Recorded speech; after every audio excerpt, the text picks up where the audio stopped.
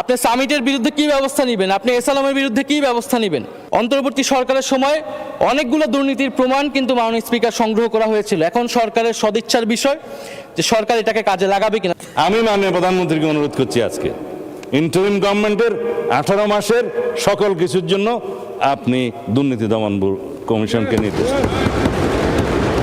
Corruption কোথায় হয়েছে, কিভাবে হয়েছে, কারা করেছে, সবকিছু ফাইন্ড আউট হোক। মাননীয় স্বরাষ্ট্রমন্ত্রী খুবই সৎভাবেই এই সংসদে জাতির সামনে স্বীকার করেছিলেন যে নির্বাচনের জন্য আপোষ করে সাইন করেছিল। হ্যাঁ, আমরা নির্বাচনের স্বার্থে জাতীয় স্বার্থকে রক্ষা করে জুলাই সনদের সবাই মিলে আমরা সমঝোতায় এসেছি এবং আমরা স্বাক্ষর করেছি। হয়তো আমরা ওই সমস্ত পয়েন্টে একমত নাও হতে পারতাম, কিন্তু জাতির স্বার্থে আমরা সেটা আপোষ করেছি। এটা কেন মিস ইন্টারপ্রিট করা হচ্ছে? যাদের প্ল্যান ছিল নির্বাচন হবে না, 5 বছরের জন্য থেকে যান, সেটাও তো আমাদের নজরে রাখতে হয়েছে। পরিকল্পিতভাবে কাঠামোগতভাবে এটা বাংলাদেশের অর্থ লুট করা হয়েছে, বাংলাদেশের বিদ্যুৎ সেক্টরকে ধ্বংস করে দেওয়া হয়েছিল। তাদের বিরুদ্ধে আপনারা কি ব্যবস্থা নেবেন? আপনি আদানি চুক্তির বিরুদ্ধে কি ব্যবস্থা নেবেন? আদানির সাথে যে চুক্তি হয়েছিল। আপনি সামিটের বিরুদ্ধে কি ব্যবস্থা নেবেন? আপনি এসালামের বিরুদ্ধে কি ব্যবস্থা নেবেন? আমরা জানি এই চুক্তিগুলো সার্বভৌম, ফলে আমাদেরকে আন্তর্জাতিকভাবে এটা লড়াই করতে হবে এবং প্রমাণ করতে হবে যে এখানে দুর্নীতি হয়েছিল। অন্তর্বর্তী সরকারের সময় অনেকগুলো দুর্নীতির প্রমাণ কিন্তু মাননীয় স্পিকার সংগ্রহ করা হয়েছিল। এখন সরকারের সদিচ্ছার বিষয় যে সরকার এটাকে কাজে লাগাবে কিনা। জুলাই সনদে আমরা দেখেছি বিএনপি স্বাক্ষর করেছিল, এটার পক্ষে ভোট চেয়েছিল এবং মাননীয় স্বরাষ্ট্রমন্ত্রী খুবই সৎভাবেই এই সংসদে জাতির সামনে স্বীকার করেছিলেন যে নির্বাচনের জন্য আপোষ করে সাইন করেছিল। ফলে এই সরকারের অনেক ভালো কথা আমরা আসলে বিশ্বাস রাখবো কিভাবে? অন্তর্বর্তীকালীন সরকারের 1.5 বছরের একটা অস্থির সময় ছিল, যমুনার অভ্যন্তরে আর যমুনার কিনারে মিলিয়ে আপনি জানেন। সেই সময় আমরা কাগজটা কোথাও দিয়ে দিই, আমরা দেখেছি যারা আজকে করাপশনের জন্য হিসাব নিতে বলছেন এবং ব্যবস্থা নিতে বলছেন, ফরেন লোনের কথা বলছেন।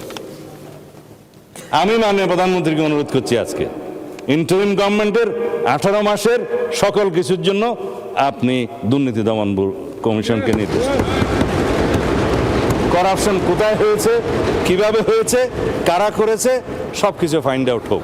কারণ ভিত্তি হচ্ছে টিআইবি গত কয়েকদিন আজকে একটা রিপোর্ট দিয়েছে, আপনারা পত্রিকায় শুনেছেন। সর্বোচ্চ দুর্নীতি হয়েছে ইন্টারিম গভর্নমেন্টের সময়ে, সেই দুর্নীতির করে আমি বলছি না, পত্রিকাটা এখন আমার কাছে নেই, সবাই নিশ্চয়ই দেখেছেন।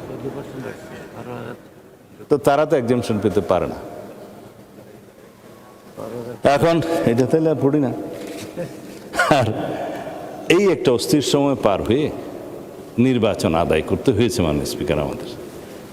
এখন আমার বন্ধু মানে এমপি নাহিদ সাহেব বললেন আমি নাকি এখানে একটা সরল স্বীকারোক্তি করেছি যে অনেক কিছু আপোষ করে আমরা জুলাই সনদে সই করেছি।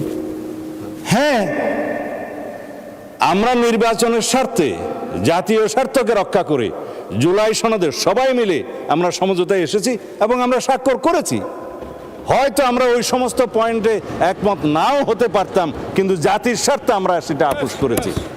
এটা কেন মিস ইন্টারপ্রিট করা হচ্ছে? যাদের প্ল্যান ছিল নির্বাচন হবে না, 5 বছরের জন্য থেকে যান, সেটাও তো আমাদের নজরে রাখতে হয়েছে। আমাদের নেতা দীর্ঘ নির্বাসিত জীবন থেকে ফিরে এসে যখন বললেন আই হ্যাভ এ প্ল্যান, আমরা সেই প্ল্যান নিয়েই এই ইরান যুক্তরাষ্ট্র ইসরায়েলের যুদ্ধের মধ্যেই শান্তি চুক্তি কেবল হলো, এখন এমইও হয়েছে, এখনো সই হয় নাই চুক্তি, আবারও হতে পারে। যাই হোক, সেই অবস্থায় আমরা এখানে দাঁড়িয়ে 9,37,000 কোটি টাকার বাজেট এখানে উপস্থাপন করছি মাননীয় স্পিকার।